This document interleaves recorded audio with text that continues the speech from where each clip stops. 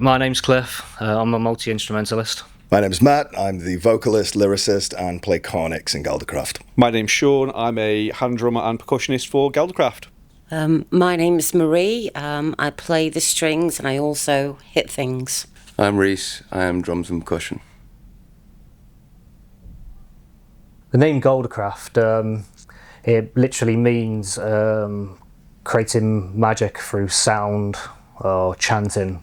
Golda means magic and craft is, as it is, it's craft. It's important to me or us as a band. We're trying to find that magic in the music that we create, in the instruments and in the vocals, the textures. We're trying to find that spark of magic. So yeah, it's important to me because it sums up what we tend to do. From day one, we set out with a very specific goal. We didn't want it just to be music just for music's sake. We wanted to have a message. We've all got a fascination and a love for folklore, traditions, mythology, spirituality. Some of this folklore is almost forgotten in modern culture and in society. So trying to capture that in music and song, and we can package it up as a gift to the audience so they can learn about folklore that may be forgotten about. So that's important as a goal, to continue old tales, old traditions, folklore, magic, spirituality. It's preserving, that's what we want to do. Galdorcraeft is storytelling. Galdorcraeft is ritual. And we obviously are musicians, and that's the medium we use to bring those things to the forefront. If any one of them takes precedence over another, I would say that it is storytelling through music.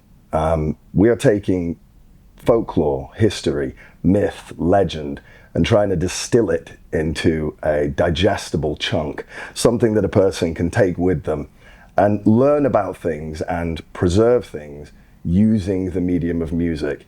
And so, for me, the concept of putting a story across and dispensing it to somebody using that medium is the most important thing. And I think that that is the underpinning idea that underscores what Galdorcraeft is.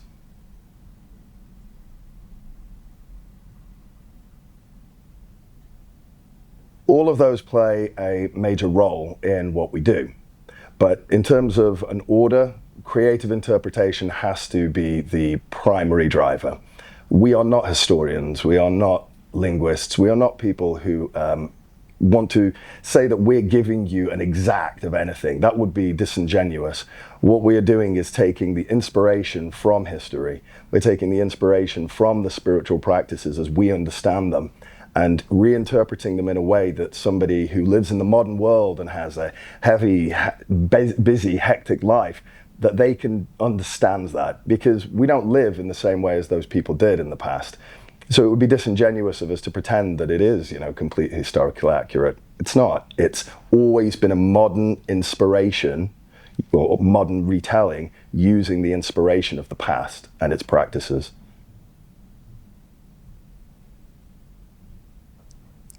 At different given times, they've all played a part, but more often than not, it's music or atmosphere that will come first.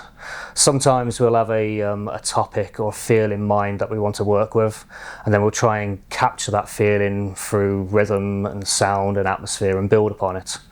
Other times we could have musical melodies, parts or rhythms, and that will teach us what it wants to be, and we'll follow that musical lead. But there has been times where there's been lyrical themes that have come first, and Matt's delivered some lyrics and a topic, and then we've tried to match that musically and atmospherically.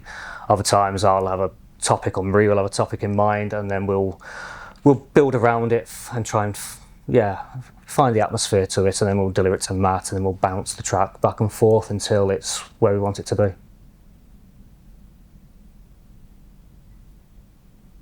That's varied as well. Some stuff is just because our love and interest in these fields. I've been following certain spiritual practices for many years, so I've got a natural interest in certain stuff. So I had certain urges and areas I wanted to explore naturally. and it's a journey, and then there's topics and themes we just come across and then we've researched along the way. It's all a journey of discovery. You're constantly discovering, so we're always growing and developing and finding new avenues. But I read a lot, read a lot of books, I research a lot of stuff. We're talking and learning from others can spark interest in different areas. So yeah, it's varied. Galdorcraeft is a blend of many different cultures. We are situated in Great Britain, that's where we come from, and Great Britain's history is, by its very essence, a blending of cultures.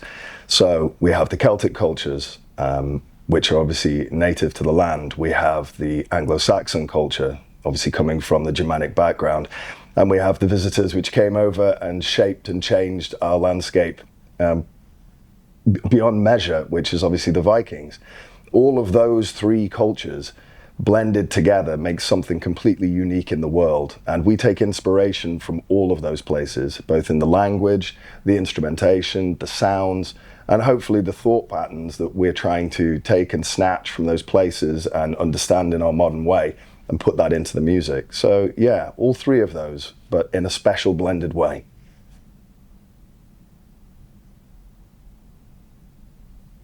Artistic freedom is probably the most important thing to me. I don't like to be trapped or bogged down or contained by rules. One of the main things was said from day one we did this project is I don't want any restrictions, creatively or artistically. So I don't have any rules. We'll write how we choose to write, we'll blend and create as we see fit as artists, so we can be honest, it's from ourselves. If I tried to create something that was trying to be historically accurate and it wouldn't be honest, so I need that freedom. But the subject matters and the lyrics we try to keep as direct as possible, but on a creative level, we like to be as free as possible.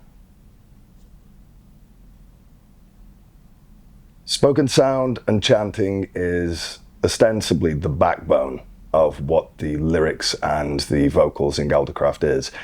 There is a rhythm which is created by the rest of the band in the drums, in the bows, in the strings, which it demands something which complements it. We can't just go over the top of it with whatever we want. It needs to fit seamlessly through it. And as obviously we see it in historical practice, chanting is extremely powerful. It's used in spiritual practice. And to take the same sort of rhythms and repetitive ways of speaking something into the world and imbue that with music which lifts it and gives it power is really important. So yeah, for the vocals, chant and understandable spoken lyrics which hit deep, they are very important. They are the music is the vehicle, but the lyrics and the vocals have to be the driver, which hopefully hits home when a person listens to the music. The new album is an unusual, it's an unusual path, how it came to be. And at its core, what we're hoping is that people feel the real beat of an age gone by that we have been able to bring into a modern context. We're not somebody who is always going to stick to the same patterns of music from the past. That can't happen. Most of it wouldn't be in 4/4 for one. We'd probably have been hung or flogged for creating music in 4/4 if we were doing it like that. But it's at its core, it is stories, it is spirituality, it is history, and we've distilled it using many different influences, whether that's metal or classical music, or even dance music. Something that makes you feel like you are in the past, but in the present at the same time. That's what it is at its core. It's a blending of those two positions at once. So you're standing with one foot in both places at the same time. I think quite a lot has changed since our first album. When we first started the Nine album is very much a journey in its own right. Before that, we had never attempted to do anything like this before. I've never played these instruments before, never touched those instruments before in real life. Prior to this, I was a bass player, guitar player in metal bands or death or black metal bands, so it's a whole learning curve. Like from the first song, Othala, that was the first song I learned to play on the bows, and we learned to play these other instruments. So by the time you get from the beginning of the song on that album to the end song, it's a learning process in actually playing these instruments or building these instruments. So by the time we got to this current album we're doing now, we're not learning how to play these instruments, we are just crafting with them, we're writing the songs that we can hear in our heads with them. So yeah, we've changed a lot in what we do. I think we have more of an understanding of the instruments and the tools of our trade to create what we want to create. So yeah, a lot's changed. So from the first album to this album, a lot has changed. Primarily, on the surface, it would be the language which is being used. The first album is Anglo-Saxon Old English, is the predominant old language that we're using, and the themes, although they are most definitely brothers to each other, like brothers, they have distinct differences. So moving from Old English to Old Norse, it definitely has a different flavor, a different feel, and a lot has changed in the way that those songs now feel because of the differences there. It also influences the type of sounds, the beats which are being used. We've gone for, I would say, more simplified beats, which just add to the power of the songs rather than complexity. We've gone for power, and I think that's really important, and it stands out from the first album to this one. This has got some much heavier, hard-hitting pieces in it. And because of the fact that the language is different, for me particularly, it totally changes the way that I'm singing and projecting and using my voice. They feel like, yeah, they're similar, but they're different beasts. Yeah, it's changed me a lot. As a musician, artist, I write very differently since before. I've got a different way of looking how I approach songs. Like mixing and mastering, I do the mixing and mastering all myself, and that's something I only started doing at the beginning of this project, really. So again, that was very much a trial and error, learn as I went along. So I've learned so much. Everything about the band has been a learning progress. So yeah, it helps with growth. It's changed.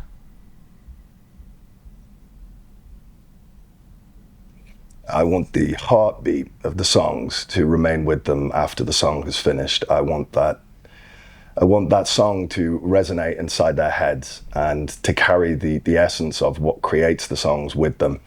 Some of them are deeply personal in some ways, because I have to put my mindset into the concept of what people would have been feeling like in the past, and again try and pull that into a way that a modern mind can understand it.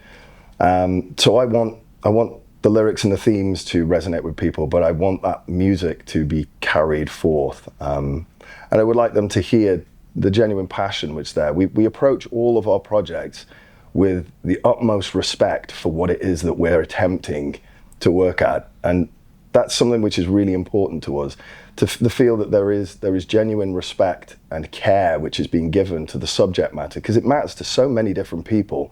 And everyone is going to take a different path in how they want to honor the past, honor their ancestors, and honor those traditions.